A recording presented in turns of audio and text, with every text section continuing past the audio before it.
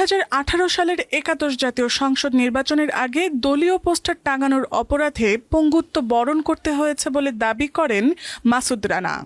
লাগানোর সময় দখলদারি বিজিবি আর কি হুমকি দেওয়ার পরে বললো যে তোদের এত বড় সাহস, তোরা বিএনপির পোস্টার লাগাস। কিন্তু আমি গাছ থেকে নামতে ওনারা এসে লাঠিচার্জ শুরু করছে আমার পা থেকে মাথা পর্যন্ত। পঙ্গুত্ব বরণ করে হারিয়েছে পরিবার ও তার জীবনের স্বাভাবিক পথ চলা। সবাই তো আশা করে তার স্বামীর সাথে বাচ্চা সহকারে ঘুরতে যাবে, কিন্তু ওটা তো আমার হয় না। ইচ্ছে করলেও এখন অনেক কিছু থেকে বঞ্চিত। ও যখন হাঁটিয়ে আসে তখন আমার খুব কষ্ট হয়, মনে হয় কলিজা ছিঁড়ে গেল। 2018 সালের জাতীয় নির্বাচনের সময় আমি বিএনপির পোস্টার লাগাতে আমাদের সেন্টারে ভোটের আগের দিন সন্ধ্যার সময় আমি গাছে উঠে পোস্টার লাগাচ্ছিলাম। আমরা 3 জন ছিলাম ওখানে। সে সময় টহলরত আইন শৃঙ্খলা বাহিনীর ধাওয়া ও লাঠিচার্জের ফলে মাথায় ও পায়ে মারাত্মক চোট পান মাসুদ রানা। মাথায় কয়েকদিন প্রচন্ড ব্যথা নিয়ে সদর হাসপাতালে গিয়ে সিটি স্ক্যান করানোর আগেই প্রথম স্ট্রোক করেন বলে জানান তিনি। আমার মাথায় যন্ত্রণা হয় প্রচন্ড।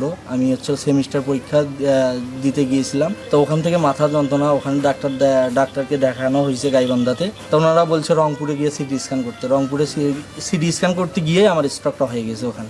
এই ব্রেন স্ট্রোক থেকেই জীবন মৃত্যুর মাঝামাঝি অবস্থান করছিলেন মাসুদ রানা। আমি প্রায় 20-25 দিন আমি অচেতন অবস্থা, আমি কিছু বলতে পারি না। 20-25 দিন পরে যখন সেন্স ফেরে তখন আমি কথা বলতে পারি না, শুধু কানে শুনতে পারি আর চোখ দিয়ে দেখতে পারতেছি। তারা বলতেছে যে বাঁচার সম্ভাবনা 90% নেই।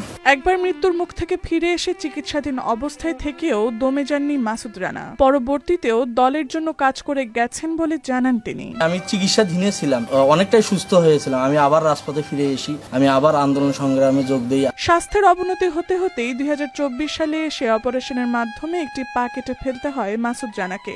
বর্তমানে যে পা আছে তাতেও পচন ধরেছে, যার কারণে চিকিৎসার যোগান, ভাত কাপড়ের চাহিদা মেটাতে গিয়েই মানবেতর জীবন পার করছেন বলে জানান মাসুদ রানার সহধর্মিনী। যে পাটা আছে ও পাটাও অসুস্থ, পায়েও পছন্দ হয়ে গিয়েছে। ডাক্তার বলছে যদি এই পাটারও যদি সুচিকিৎসা না হয় তাহলে পরবর্তীতে একসময় দেখা যাবে এই পাটাও কাটে তুলতে হবে, এই পাটাও টিকবে না। ভিখিরির মতো দাঁড়ে দাঁড়ে ঘুরেও কারো কাছে তেমন কোনো সাহায্য পাননি বলে দাবি করেন মাসুদ রানার জন্মদাত্রী মা। আমি সবার কাছে গেছি ভিখারির মতো, কিন্তু আমার ছেলের দিকে কেউ আসেনি। রাজনীতি করতে যায় আমার ছেলে যে পঙ্গু হয়ে গেল, তা সে কেউ তো সে সময় আগিয়ে আসলো না। জায়গা ছিল তাকে আমি বিক্রি করছি 4 লাখ টাকা বিক্রি করে আমার ছেলে চিকিৎসা করছি। এখন আমার বাড়ি ভিটে তাকে বন্ধক আছে, আমার কোনো রোজগারের পথে নেই। দলের পক্ষ থেকে যেটুকু সাহায্য করা হয়েছে তা যথেষ্ট নয় বলে জানান বাদিয়াখালী ইউনিয়ন বিএনপির সাধারণ সম্পাদক সুমন। ওদের যে পরিস্থিতি, এই পরিস্থিতি অনুযায়ী আমরাও একটু সহযোগিতা করছিলাম, কিন্তু সেই সহযোগিতায় তো ওর দিনকাল যাবে না। তাসনুবা সানজিদা, মাই টিভি।